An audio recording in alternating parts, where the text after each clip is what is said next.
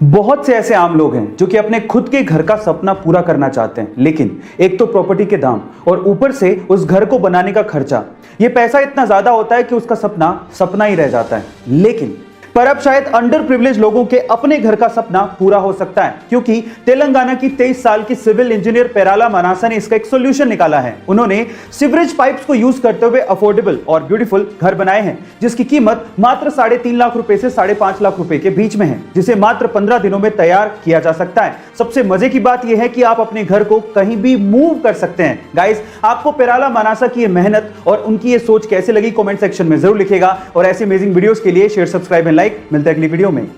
Guys, आज है 1 जुलाई और आज का दिन हमारे लिए बेहद खास है, क्योंकि आज के दिन इंडिया में डॉक्टर्स डे सेलिब्रेट किया जाता है। और इस सिचुएशन में तो इस दिन की इंपॉर्टेंस और ज्यादा बढ़ जाती है, क्योंकि डॉक्टर्स कम्युनिटी की वजह से ही हम लोग कोरोना जैसी महामारी से लड़ पा रहे हैं। पर सवाल यह है कि 1 जुलाई को ही हम लोग डॉक्टर्स डे क्यों सेलिब्रेट करते हैं? क्या आपको पता है? चलिए मैं आपको बताता हूं। क्योंकि 1 जुलाई 1882 को फेमस फिजिशियन, फ्रीडम फाइटर और वेस्ट बंगाल के फॉर्मर चीफ मिनिस्टर डॉक्टर बिधान चंद्र रॉय का जन्म हुआ था, और 1 जुलाई 1962 को ही उनकी मृत्यु हुई थी। इसी वजह से 1 जुलाई को हम लोग डॉक्टर्स डे सेलिब्रेट करते हैं। डॉक्टर बीसी रॉय की इंडिया में बहुत सारे hospitals, medical council of India and Indian medical association बनाने में मुख्य भूमिका रही थी, और उनके इन्हीं कार्यों की वजह से 1961 में उन्हें भारत का सर्वोच्च सम्मान भारत रत्न दिया गया था। गाइस, 1 जुलाई का यह दिन हर महीने में हमारे लिए बहुत खास है, तो आज A2 फैमिली की तरफ से सारे डॉक्टर्स को सल्यूट है। हमारे देश में क्रिकेट बहुत ज्यादा पॉपुलर है, और कभी कभार ग्राउंड पे खिलाड़ियों के बीच की कंट्रोवर्सी इसे और ज्यादा पॉपुलर बना देती है। गाइस, आपने क्रिकेट के ग्राउंड पे बहुत बार खिलाड़ियों को आपस में भिड़ते और उन्हें आपस में गाली देते या अपशब्द बोलते देखा होगा। लेकिन क्या आपको पता है कि एक खेल का टूर्नामेंट ऐसा भी है जहां पर खिलाड़ी आपस में एक दूसरे को गाली नहीं दे सकते। अगर कोई खिलाड़ी गाली देते पकड़ा गया तो उस पर 14 लाख रुपए तक का जुर्माना हो सकता है। गाइस, उस खेल के टूर्नामेंट का नाम है विंबलडन टेनिस टूर्नामेंट। अब मजे की बात यह है कि विंबलडन को खेलने के लिए अलग अलग देशों से अलग अलग भाषाओं के खिलाड़ी आते हैं। इसी वजह से विंबलडन के अंपायर को अलग अलग भाषाओं में गालियां सीखनी पड़ती हैं, जिससे वो किसी भी खिलाड़ी को गाली देते पकड़ सके और उस पर जुर्माना लगा सके। गाइस, क्या इसके पहले तक ये इंटरेस्टिंग फैक्ट आपको पता था? और अगर नहीं पता था तो कमेंट सेक्शन में जरूर लिखिएगा, और ऐसे अमेजिंग वीडियोस के लिए शेयर, सब्सक्राइब एंड लाइक। मिलता है अगली वीडियो में।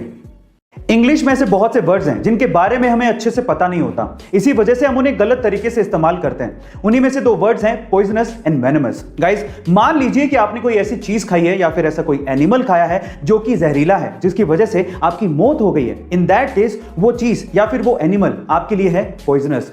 लेकिन अगर कोई एनिमल आपको बाइट करे या खाए और उसकी वजह से आपकी मौत हो जाए, इन दैट केस वो आपके लिए पॉइजनस नहीं है, वो आपके लिए है वेनमस। जैसे कि स्नेक आपके लिए है वेनमस। क्या इसके पहले तक इफेक्ट आपको पता था? और अगर नहीं पता था तो कमेंट सेक्शन में जरूर लिखिएगा, और ऐसे अमेजिंग वीडियोस के लिए शेयर, सब्सक्राइब एंड लाइक। मिलता है अगली वीडियो में।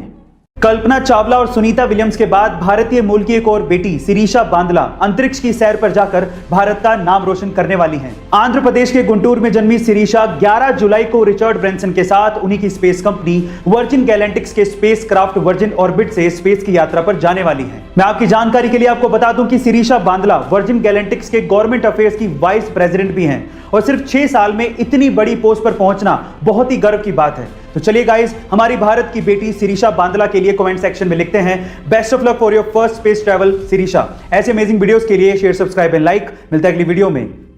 योगा क्या सिर्फ भारत में ही पॉपुलर है? क्या सिर्फ हिंदू धर्म के लोग ही योगा को अपनाते हैं और उसे करते हैं? नहीं, अब ये अपनी सीमाएं लांघ चुका है, देश के हिसाब से भी और धर्म के हिसाब से भी।